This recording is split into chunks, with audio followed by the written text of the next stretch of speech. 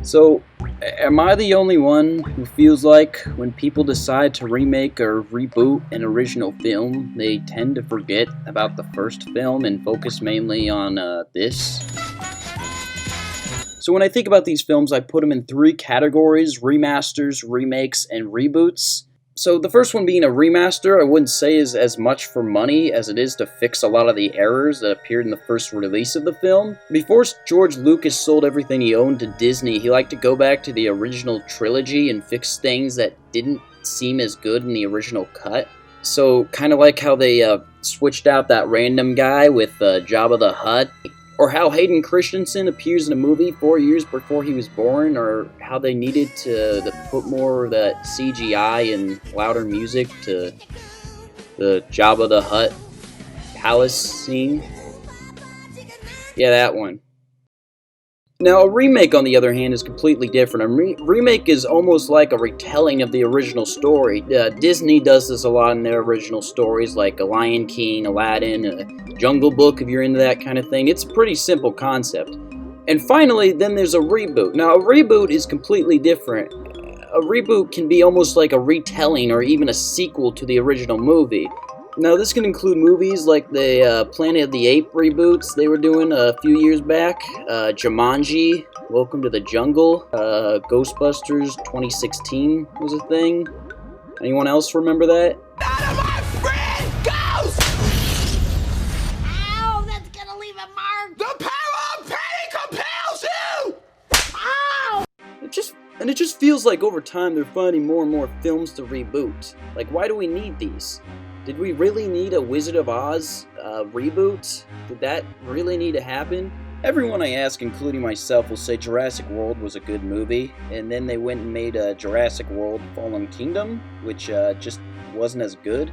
To be fair, though, they were trying to live up to the original Jurassic Park Lost Kingdom in terms of a sequel, then I'd say they did a pretty good job. For some reason, Blade Runner is a movie that has 5 different versions of itself. Could they not have picked one and stuck with it? It's true, not every movie is made perfect around the first time it's released. Sometimes there's these little errors filmmakers tend to forget about that they'll end up fixing in years to come. Small things, kind of like using a better take of the scene or removing things that take the audience members away from the film's experience. And I feel like that's usually what these big budget Hollywood studios do when they take an original concept of film and they try to make it bigger and better. It's like every year companies are finding more and more films to reboot. It just makes me wonder if they have some sort of wheel they spin that decides what film they're going to reboot next. And whenever I see, let alone the trailer for one of these movies, I'm just sitting there thinking like, are they actually trying here? Or is this just some sort of lousy attempt to exploit my nostalgia for money? And in the end, I feel like that's what all these modern day movies boil down to.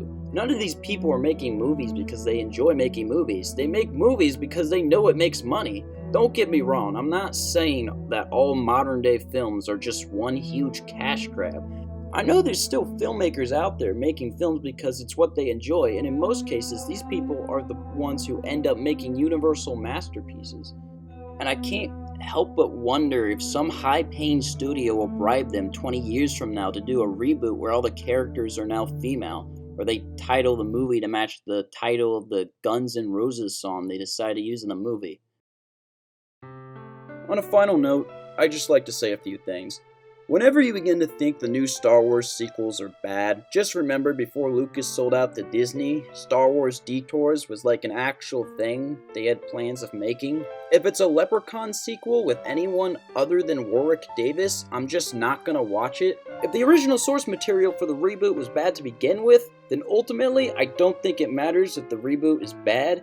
And finally, the only way I could see a proper Ghostbusters reboot is if they made a reboot of the classic 1975 Ghostbusters.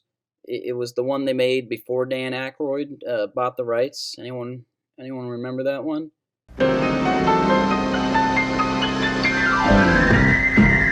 We're the Ghostbusters. I'm Spencer. He's Tracy. I'm Kong. Well, it'd be better than the 2016 one, that's for sure.